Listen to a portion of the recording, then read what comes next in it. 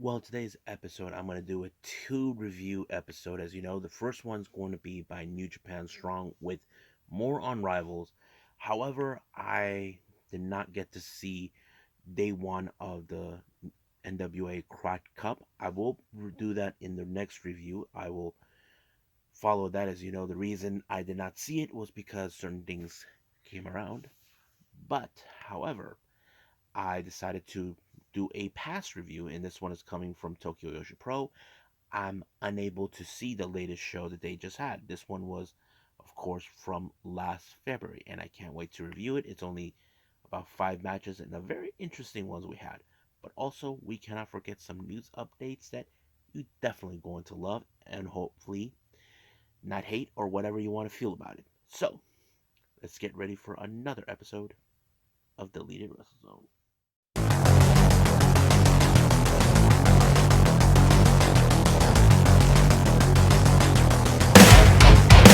Are you ready? Get up, get up! Get up, get up! Get up, get up! Get up, get up! Get up, get up! Get up, get up!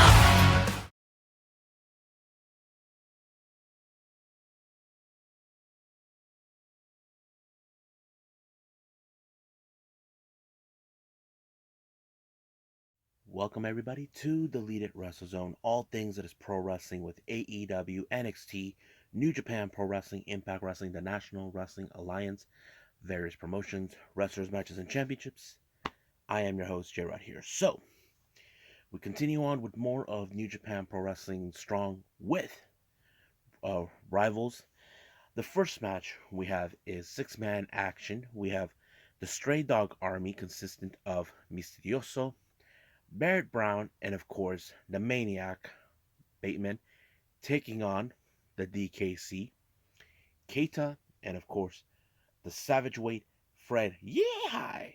This is going to be a good match. Now, the reason is this Alex Cosmo did make an interesting point. This is the first time that Bateman and Fred Yehi meet face to face. And I have to say, this match could lead to a future match between them. I'll explain later. But you can tell by the look of their faces of standing right in front of each other that they want to tear each other apart. Now, I have to say, it was one of those matches you definitely know if something like this was going to take place, we definitely would see that in the future. But it was Fred Yehi who actually took out Barrett Brown to allow for him and his team to win. Even the DKC has grown up a little bit more since he joined the LA Dojo, but he got the job done as much as possible. But like I said, it was Fred Yehi that won, but Bateman does not take this lightly. But I can't wait to see when New Japan matchmakers will make this match happen. Next match, we have Chris Bay versus Blake Christian. Oh man, a lot of spots everywhere. High flying, you name it. I probably would have gone berserk trying to keep tabs of it. Now, this is like one of those matches like, who in the hell is going to walk out of this as the victor? So basically, anything could happen.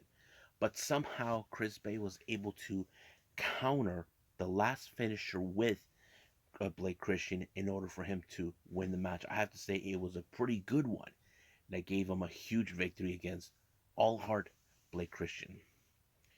Now, our main event, we have Ren Narita versus Buddy Matthews. I have to say, Ren Narita has grown so much. You know, he may have won good matches. He have had some of the best matches, even if he lost.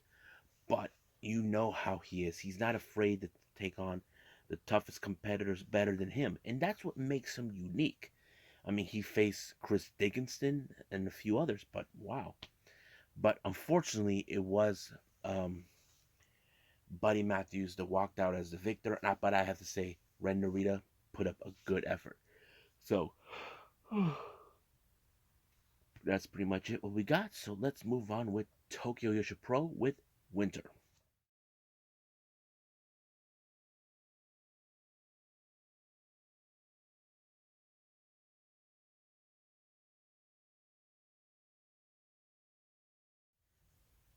Okay, so we got Tokyo Joshi Pro with Winter that took place on the 19th of February, which I'm catching up with all the Joshi Pro Wrestling events. First match, we got Arisu Endo taking on Mahito Kiru. Now, these two ladies are not the top stars, but they have put a lot of effort to their matches, whatever they do. There are times they have won in tag teams, other times they have lost in singles competition, whoever they were facing. But in this particular match, you had Kiru, who picked up the victory by doing a somewhat version of a chokeslam to um, Arisu Endo and giving her the victory. Next up, we got Moka Miyamoto taking on Pamarajuku. Now, this one, as I would have fallen to favor with Mocha because she has gained a little bit of the experience. She has some wins as singles competitor. Majority of the time, she has won many of the tag team matches, but when it comes to single competition, that's a different story. But in this case, it became more of Palm who was able to pick up a really good victory when she somehow was able to pick up the 1, 2, 3 pin onto um Mocha and win her good victory out of her. Next up, we got Hanura Neku, the resident cat, taking on the resident superhero Hyper Misao. Now, however, Hyper Misao likes to play games. She likes to, do these little promos during before her matches when they start. However, it would have gone smoothly, but if she didn't just press people's buttons, she likes to do that. Haru Neko did put up a good of a fight, but however, it was the resident superhero that always wins. Next up, we got three-way action. We got Nao Kikuta versus Yuki Kamifuku versus uh, Kaya Toribami. Now, this is a very interesting match because uh, these three ladies, they're almost some of them are like a bigger size. They could fit in, but however, I did not in three ways anything could happen. But I did not expect Naoki Kuda to win. I was expecting Yuki to win, but somehow it was her win that was able to pick it up when she pinned Yuki Kamifuko. So that was a very interesting, surprising win for her. Next up, as you know, we're getting closer and closer to the retirement. Well, should I say the graduation of Marika Kobashi. She's actually graduating from Tokyo Joshi Pro, but she's not retiring as a wrestler. One of her opponents has to be, Big Kaiju, Shoko Nakajima. I have to say she did put up a good match, but Shoko Nakajima, she is just way too much for her. But you can guess that she actually won the match by pinfall. Now our next match is six person tag match. First team we got Suzumi, Yuki Anoe, and Miyu Watanabe taking on Yuki Arai, Hikari Noah, and of course Mizuki. This match was rather insane. I did not expect a whole lot because I was thinking who's going to walk away as the victor. But in this case, it turned out to be none other than, well, it actually ended up in a time limit draw. Many people would not have accepted it, but it is how it is in Japan. So they ended up with time limit draw. So no wonder. So it was a pretty good show. I enjoyed it, but I think we'll see what happens in the upcoming ones that I have to review. But right now, I believe it's time for some news updates.